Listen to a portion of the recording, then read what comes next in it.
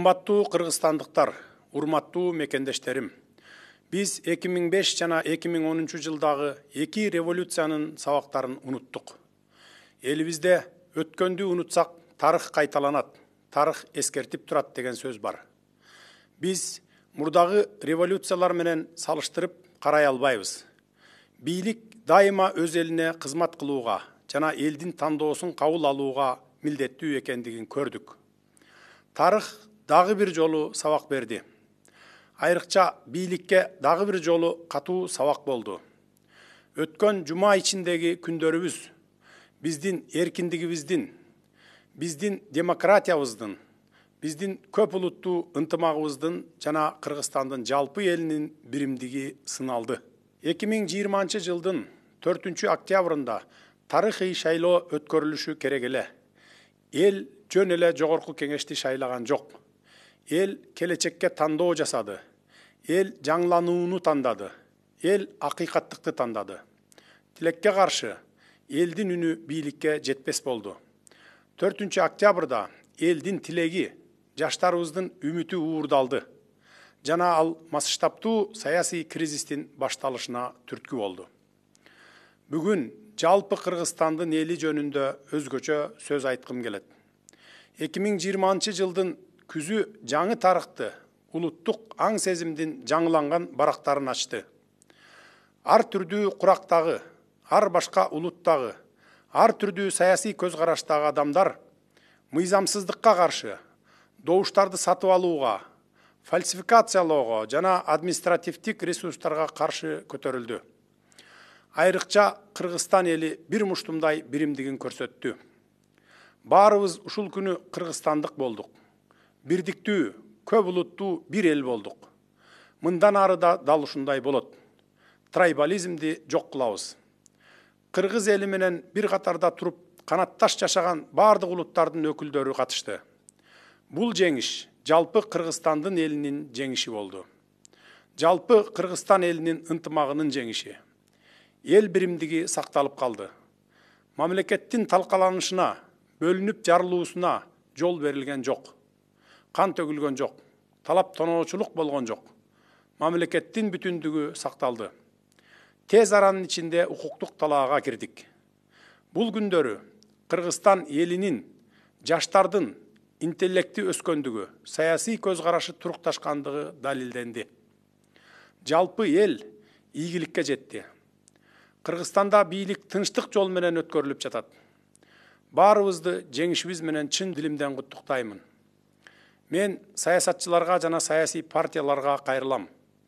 Бүгүн биз өлкөнү түндүк түштүк, уруу, айыл, же тууган туушкан деп бөлбөй жашайлы.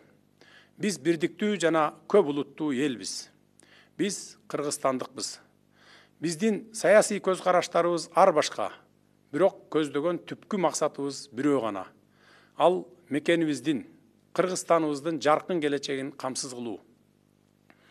5 октябрда эл өз сөзүн айтты.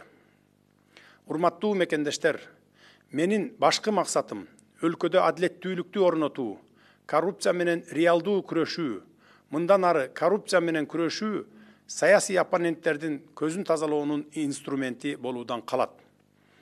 Саясий куугунтук дегенди менден ашык жон тери менен сезген саясатчы жоктур. Азыр да көпчүлүк саясатчылар саясий мотивдер менен соттолгон. Бирок бүгүн аларга өздөрүн күнөөсүз экендигин ачык процесстерде далилдей турган мүмкүнчүлүктөр түзүлдү. Анткени сотторго жана прокурорлорго эч ким кысым көрсөтпөйт. Мунун баары адилеттүү, акыйкат, жаңы сот өндүрүшүнүн башталышы болуп калат.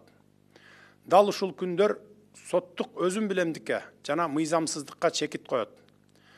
Албетте, эгерде кимдир бирөө, кандай гана саясий фигура болбосун, коррупцияга аралашса, мыйзам чегинде жоопко тартылат. Бирок бизге баарыңыздар бул күрөштө жардам беришиңиздер керек. Сот реформалар мындан ары президенттик аппарат тарабынан эмес, коомчулуктун көзөмөлүндө жүргүзүлөт.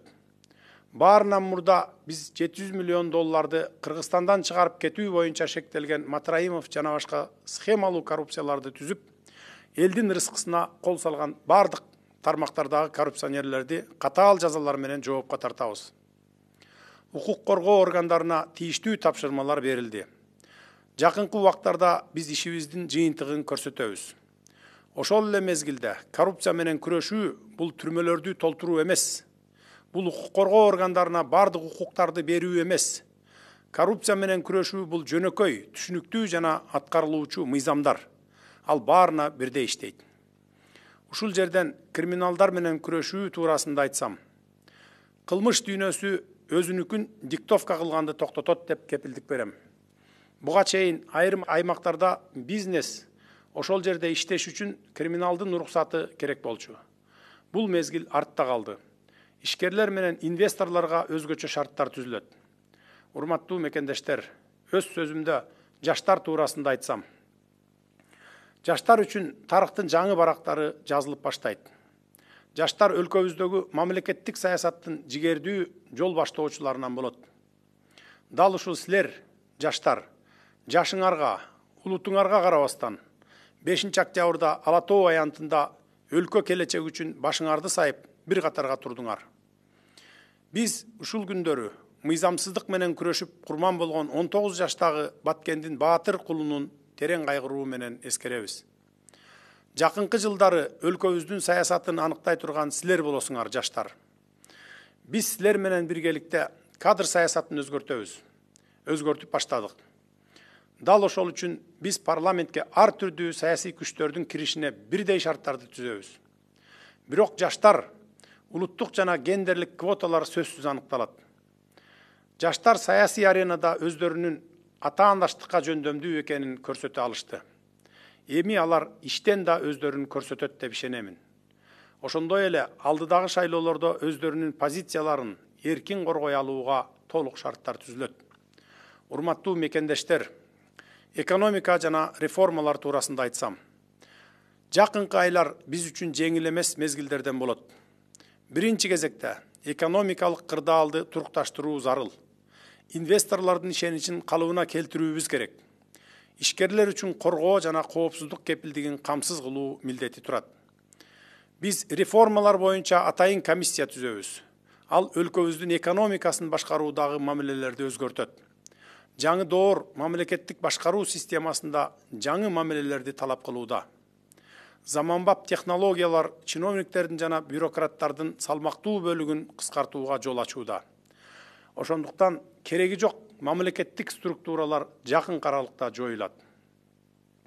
Айрыкча президенттик аппарат жана өкмөттүн аппаратында катуу өзгөрүүлөр, оптималдаштыруулар болот. Кыскартууларды биз өзүбүздөн баштайбыз. Акыркы мезгилде топтолуп калган көйгөйлөр көптөгөн жетекчилердин айынан улам артка жылдырылып, ачылбас яшиктерде жата бергендигин ачык айтып моюнга алышыбыз керек. Натыйжада саламаттык сактоо системасы COVID-19 пандемиясына даяр эместигин көрсөттү. Санариптик система мамлекеттик кызмат көрсөтүүдө жана билим берүүдө жок экендигин көрсөттү. Кредиттерге жана гранттарга таянуу өлкөнүн финансы системасын башкарууда кылмыштуу салтка айланды. Ал эми аларды бөлүштүрүүнүн бүдөмүк механизми мамлекеттик башкарууда системалуу коррупцияга негиз болуп калган. Биринчи кезекте пандемия маалында эл жакындарынан айрылып жатканда пайдасы тийбеген кредиттерге ревизия жүргүзөбүз. Мунун баары оюлбай жаткан муздардын чети эле. Жакынкы күндөрү биз чече турган башкы милдеттер. Мамлекеттин тышкы саясаты жаатында мурда кабыл алынган эл аралык милдеттенмелерди аткаруу улантылат.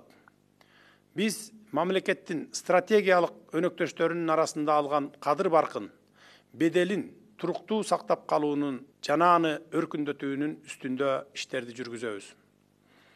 Урматтуу кыргызстандыктар, мен Кыргызстаныма ак ниет кызмат кылууга бардык билимимди, тажрыйбамды, Кыргызстандын өсүп өнүгүшүнө бардык күчүмдү, бүт эркимди жумшаймын. Сиздердин колдоо менен биз ушул кризистен чыгып, өнүгүүгө багыт алабыз. Мен үчүн элдин кызыкчылыгы баарынан бийик турат. Мен силердин уулуңармын. Карапайым үй бүлөдөн чыккан баламын. Биз системаны толугу менен өзгөртөбүз. Ал үчүн мага колдооңор керек болот. Эч качан жалгыз дарак токой болбойт. Дагы бир жолу элиме башымды ийип таазим этемин.